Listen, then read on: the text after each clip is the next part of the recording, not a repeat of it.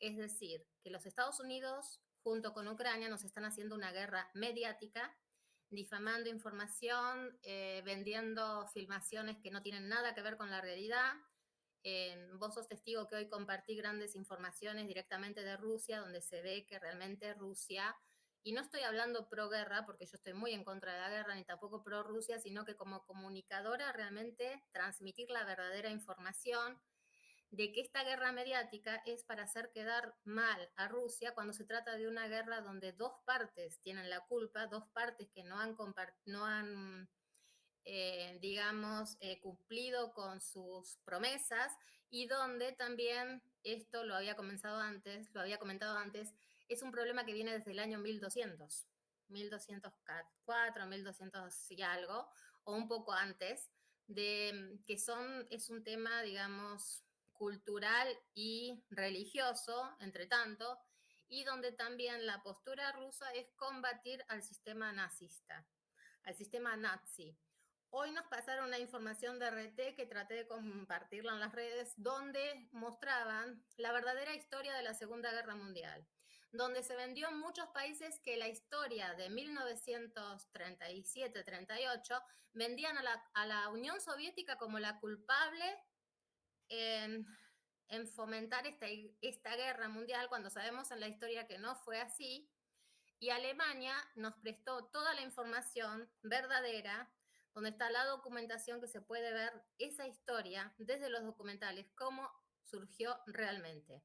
Esa documentación está en inglés y alemán, donde se conoce la verdadera historia con los verdaderos testimonios, desde la postura alemana, desde la postura francesa y también desde la postura rusa.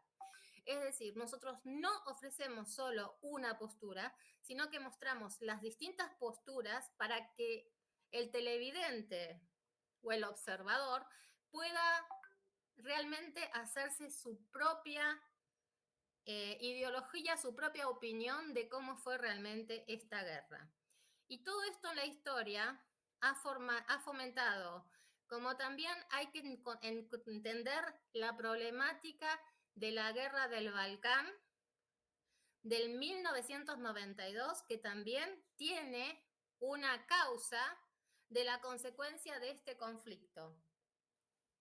Si no conocemos toda la historia, pero arrancando desde el año 1200, donde ya se dividían las iglesias ortodoxas y se dividía Roma, y donde ya dentro de las culturas, como vos sabés que vos sos más especialista en el tema, dentro de Rusia y dentro de Ucrania tenemos también más de 100 culturas diferentes, diferentes religiones con diferentes ritos que también son enemigos entre sí. Eso fomenta de que haya una enemistad y que también donde hay una problemática religiosa, donde la religión está mezclada con el Estado, y por eso es cuando Europa empezó a decir, nosotros no podemos unificar la Iglesia con el Estado, cuando sabes que realmente en toda política europea la Iglesia cumple un rol muy importante, inclusive en el Estado austríaco, donde nosotros tenemos el 1% del ingreso como impuesto, el 1% del ingreso neto es un impuesto obligatorio, que es el impuesto que se brinda a lo que hoy los planeros viven de las ayudas sociales en Europa. Ese es el 1% de los ingresos de los europeos que trabajamos, que se brindan a los planeros, que se brindan a través de las diaconías, a través de las sinagogas, a través de las iglesias. ¿Por qué? Porque son mantenidas con el 1% de los ingresos de los contribuyentes. ¿Nos quejamos? No, no nos quejamos. ¿Por qué no nos quejamos? Porque ese 1% está bien invertido. Está bien invertido en fundaciones de caritativas, por ejemplo, en este problema de la guerra, que les podemos dar hospitalidad, educación, servicio médico y techos a tantas personas que hoy son víctimas de una guerra. Pero eso se financia con el 1% de los contribuyentes europeos. Y si no pagás el 1%, tenés una multa. Y si tenés esa multa y no la pagás, vas preso por un impuesto a la iglesia.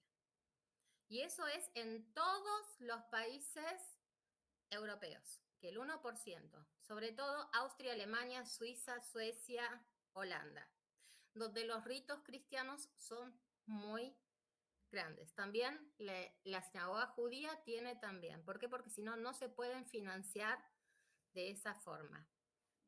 Y de esa forma es como se van autoabasteciendo. Es muy interesante conocer cómo se financia Austria, cómo se financia la Unión Europea. No es que el Estado es enemigo de los privados, no, porque el Estado se autoabastece por sí mismo, donde distintos estados se asocian entre sí y forman empresas estatales de carácter privado, pero son estatales, ¿por qué? Porque se asocia, por ejemplo, el telecom alemán con el telecom austríaco, con el telecom español y forman una empresa multinacional. Es decir, y de esa forma se financia el Estado de cada país. Y por eso lo que es la carga impositiva no es tan grande como en otros países, porque se busca autoabastecerse el Estado por sí mismo para que la empresa privada pueda crecer y pueda competir frente contra la estatal y contra la privada multinacional en un sistema internacional. Y eso se llama la política socioliberal, que sería en Europa socialdemócrata liberal, pero para lo que es la mentalidad de Latinoamérica es la política liberal, porque Bueno, nada tiene que ver con una te interrumpo postura. un poquito porque si no, Sí, por favor. la respuesta va a Ahora te ser dejo muy, a vos la muy larga. palabra. No, no, simplemente respecto a lo que vos comentás, de, bueno, hay varias cuestiones, ¿no? Pero voy pensando también. A ver, las cuestiones culturales, las diferencias culturales, eh, no son razones para la guerra.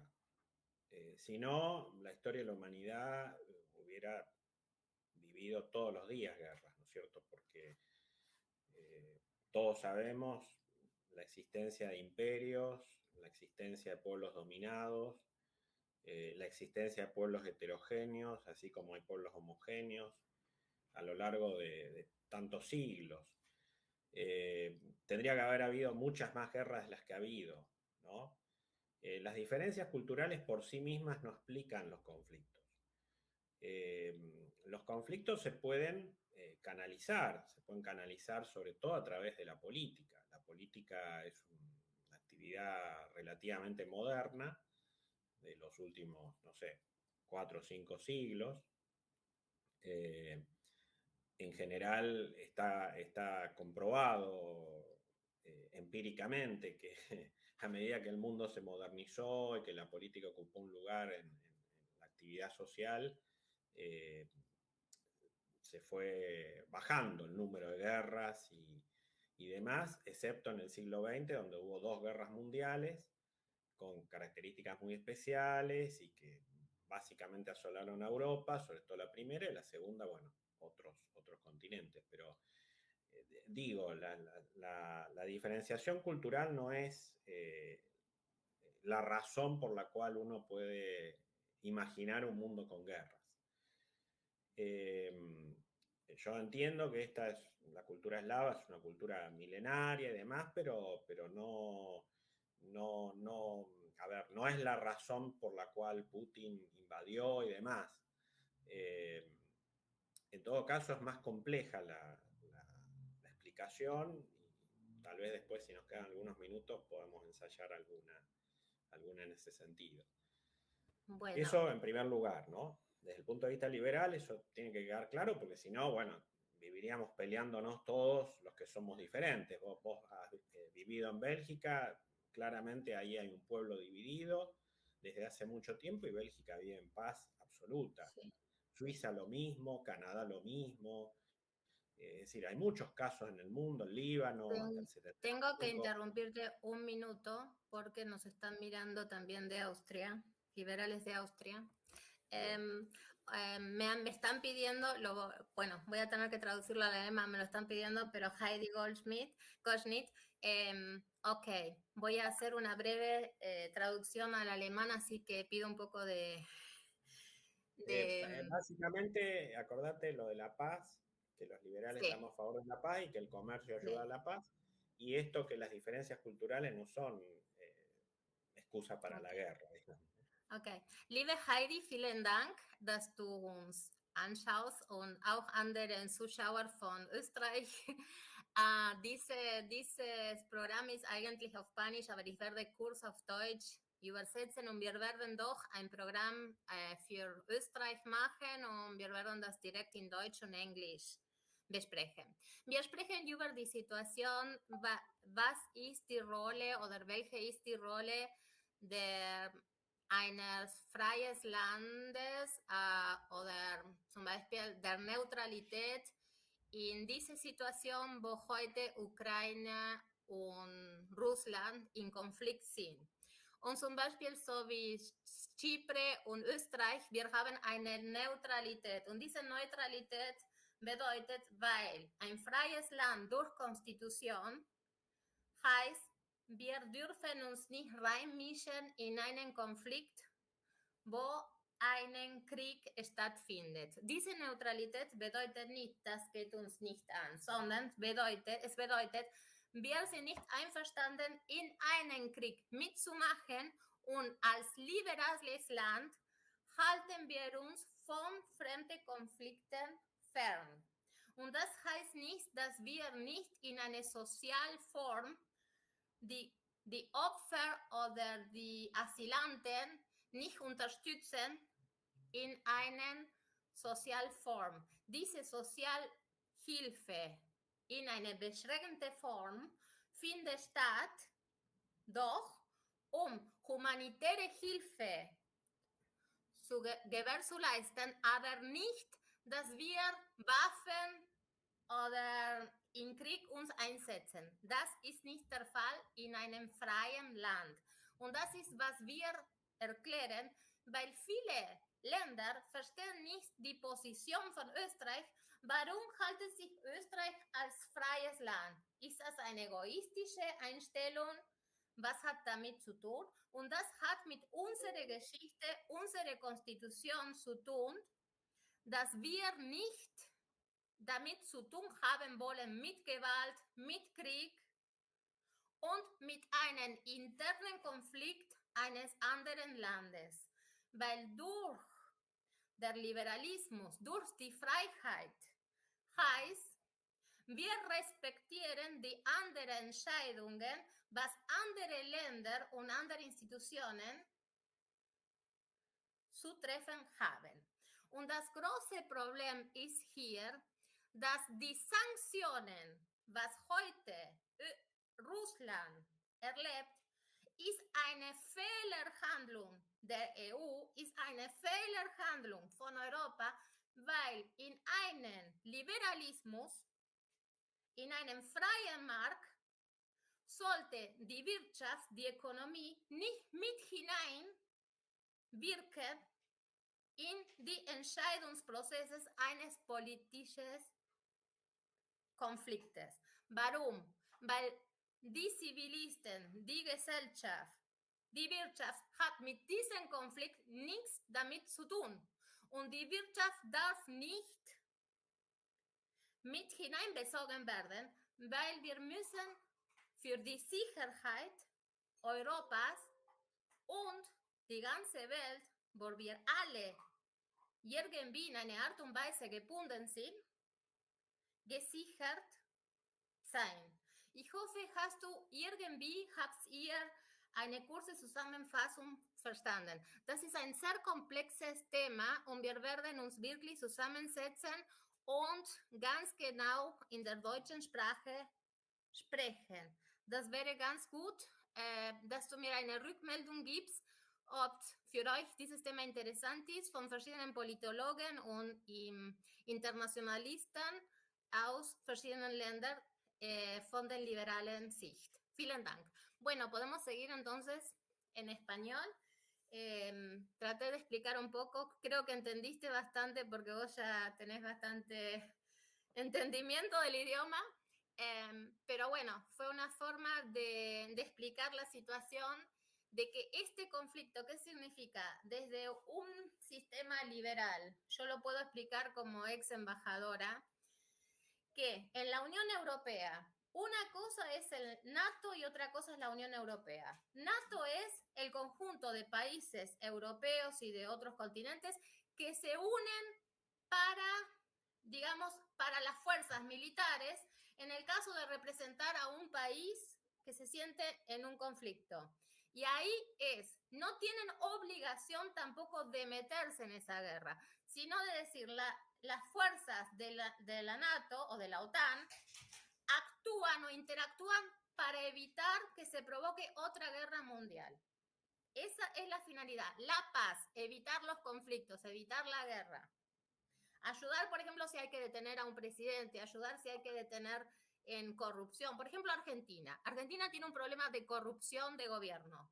Entonces, si Argentina interactúa ante los derechos humanos, ante la Haya, la NATO o la OTAN puede mandar fuerzas armadas para detener, por ejemplo, a Fernández y a Kirchner. Bueno, bueno, es la realidad. vamos a aclarar. Sí, sí, sí, ok. Se tiene que saber, pero es la realidad que tienen el derecho a pedir ayuda bueno, a las fuerzas internacionales. Vamos a ubicar la OTAN en este contexto, digamos. Por favor, a ver si lo explicas. Liberal, ¿por qué no hay paz hoy en Europa? Bueno, volvemos. Ha habido retroceso en el comercio libre, eso está clarísimo. Estoy hablando en perspectiva, ¿no? No quiero referirme a lo que está pasando hoy. Estoy tratando de explicar por qué llegamos a este punto. Y es un proceso largo, es un proceso que duró, yo diría, desde el final de la Guerra Fría. El comercio libre ha sido cada vez menor, ha habido una oleada de proteccionismo, sobre todo después del 2000, o sea que desde el punto de vista liberal, si bien hemos tenido globalización y hemos avanzado en muchos campos, sobre todo en el tecnológico, sobre todo en el informático, sobre todo en el comunicacional, desde el punto de vista del comercio libre no hemos avanzado. La Unión Europea ha seguido con sus subsidios, Estados Unidos ha seguido con sus subsidios agrícolas, Japón lo mismo, las rondas de Doha han fracasado una tras otra, y yo diría que la única que ha sacado ventaja a lo largo de todo este proceso ha sido China, que entró a la Organización Mundial del Comercio hace ya algún tiempo, con la venia de Estados Unidos, pero el mundo no ha avanzado en términos de comercio libre. Incluso hay muchos autores liberales que han criticado estos retrocesos en el comercio libre. O sea que ahí ya tenés un factor para que las guerras vuelvan. ¿Ok? Se produjo esta guerra en Ucrania, pero podría haberse suscitado en cualquier otro lugar del mundo. Y de hecho, desde la caída de la Unión Soviética, no es cierto que no hayamos tenido guerras. Hemos tenido 50, 60 guerras en África, en Asia, en distintos lugares del mundo, con la OTAN y sin la OTAN. Porque también la OTAN es el otro protagonista de este proceso. La OTAN es una organización, como vos dijiste, militar, defensiva, integrada por países europeos, pero sobre todo liderada por Estados Unidos. Y es una organización que se creó durante el periodo de la posguerra, o sea, en 1949 en adelante, está constituida no solamente por países europeos, está constituida, por ejemplo, por Turquía, que era una aliada de Estados Unidos en esa época, pero en un contexto de Guerra Fría, en un contexto donde existía la amenaza de la Unión Soviética sobre Europa Occidental, mientras la Unión Soviética influenciaba, gravitaba, hegemonizaba la Europa Oriental. Cuando termina la Guerra Fría, se sientan los grandes, se sienta Estados Unidos, se sienta Alemania, Alemania Federal, se sienta la Unión Soviética con Mikhail Gorbachev a la cabeza. Independientemente del debate sobre el desarme nuclear, que sí fue un éxito, sobre todo en los años 90, cuando la Unión Soviética y Estados Unidos acuerdan bajar el número de ojivas nucleares de un modo sustancial, y en ese punto sí hubo una agenda, digamos, para la paz mundial. incluso a muchos países se les cortó el proyecto nuclear que tenían, por ejemplo Brasil, por ejemplo Argentina, por ejemplo Sudáfrica. No obstante ello, quedó un club nuclear de 9 países. Hay 9 países que son potencias nucleares. Pero si vos ves el número de ojivas nucleares, ha bajado notablemente. Está más repartida ahora la cosa. El tema es que en ese punto hay cierto control y hay cierta posibilidad de viabilizar la paz. Donde no ha habido viabilidad para la paz es en la supervivencia de la OTAN. Porque en ese momento, cuando se sientan Estados Unidos, Alemania Federal y la Unión Soviética, acuerdan que van a desaparecer las organizaciones militares que existían en la Guerra Fría. De un lado la OTAN, del otro lado el Pacto de Varsovia. Bueno, lamentablemente, Gorbachev le creyó a los líderes occidentales, la OTAN siguió existiendo, fue acordada la posibilidad de la entrada de la Rusia postsoviética a la OTAN, se le invitó, se le invitó, digamos, a una OTAN más Rusia, digamos, a un foro, a un ente que le diera esa posibilidad a Rusia. Pero lo que incumplió realmente Occidente, más allá de esta supervivencia de la OTAN y más allá de la eliminación del Pacto de Varsovia, lo cual ya es un contrasentido, porque en realidad tendrían que haber desaparecido las dos organizaciones, porque ya no tenían razón de ser. Lo que miente Occidente es en la promesa oral, no escrita, hecha a Gorbachev, en el sentido de que la OTAN no iba a expandirse más allá de Alemania. ¿Ok? Bueno, la realidad indica que fue una vil mentira, porque la OTAN tuvo 5 oleadas desde los 90 hasta los 2000. Después tuvo la excusa por la guerra contra el terrorismo, es decir, que ya desapareció la amenaza supuestamente rusa, porque supuestamente la OTAN existe para contener al demonio ruso, al oso ruso. Una excusa total, porque Rusia toleró esas ampliaciones de la OTAN, tal vez con la expectativa de que algún día formara parte, no sé por qué lo toleró, pero bueno, el agresivo Putin lo toleró. Yo no sé si Hitler lo hubiera tolerado, creo que no, es contrafáctico, ¿no? Esto para bajarle los decibeles a la supuesta agresividad de Putin. Pero bueno, lo cierto es que casi todos los países que estaban bajo la influencia de la Unión Soviética pasaron a la OTAN. Pasaron a la OTAN. Y Rusia, insisto, lo toleró. Lo que no toleró, y voy ahora sí a las causas de la guerra, ya tenemos una, proteccionismo comercial, es decir, el mundo no avanzó con el comercio libre, o sea, ahí ya tenés una excusa para la guerra. Ahora voy a esta otra, es decir, cuando los países no entienden, ciertos países, no entienden las reacciones culturales de otros países, se produce el conflicto. Y esto es lo que pasó. La ampliación de la OTAN ofendió a Rusia. La ofendió. Rusia concibe que con la OTAN a 200 kilómetros de San Petersburgo está amenazada su seguridad territorial. Claro, desde el punto de vista latinoamericano o tal vez incluso europeo, no concebimos eso. No concebimos porque en nuestro relato histórico que vos hiciste mención, la agresora, por su tamaño, por su superficie, la más grande del mundo y demás, generalmente uno tiende a pensar que es Rusia. Pero desde el punto de vista de los rusos, no es así. Desde el punto de vista de los rusos, ellos son un mundo en sí mismo y se sienten agredidos cuando hay una organización militar, entre comillas, defensiva, que está a 200 kilómetros con sus misiles apuntando a Moscú, que en 5 minutos la pueden hacer desaparecer. Y mucho más se sienten ofendidos y dolidos cuando un país de su propio corazón cultural, el eslavo, como Ucrania, no Moldavia, no Bulgaria, no Francia, Ucrania, pretende que la OTAN la defienda contra el supuesto demonio ruso. Allí eso fue lo que detonó este conflicto. Rusia se sintió agredida. En las últimas semanas fue clarísimo el mensaje de Zelensky, el presidente ucraniano, convocando a la OTAN, llamándola desesperadamente, la OTAN fogoneando, ¿no es cierto?, que Rusia en cualquier momento iba a atacar. Bueno, si el señor Biden tenía la información de que Rusia iba a atacar, ¿por qué no hizo nada por detenerlo a Putin? Esto que habría que preguntarle a los norteamericanos. ¿Por qué no hicieron nada para detener la guerra? Si ellos sabían exactamente el día que iba a atacar, la hora que iba a atacar, etcétera, etcétera. Bueno, ¿por qué no hicieron nada?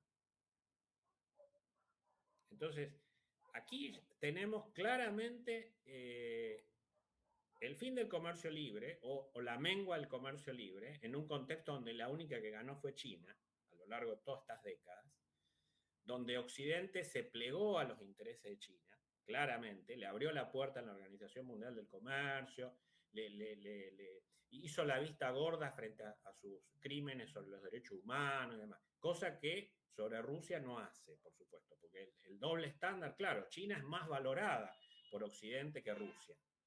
Entonces a Rusia, a China se le perdona todo, a Rusia no se le perdona nada.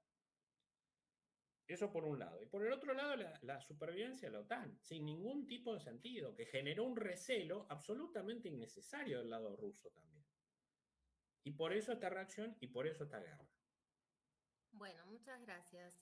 Vamos a seguir también con estos temas y ahora vamos a invitar a nuestros alumnos, quienes están en los grupos de WhatsApp, si no me escriben por privado, vamos a hacer un debate por Zoom para responder en vivo todas las preguntas que tengan. Y bueno, los invitamos a formar parte. Muchas gracias, Marcelo, por esta aclaración. Era el doctor Marcelo Montes desde Argentina. Y bueno, seguimos adelante. Muchas gracias. Gracias.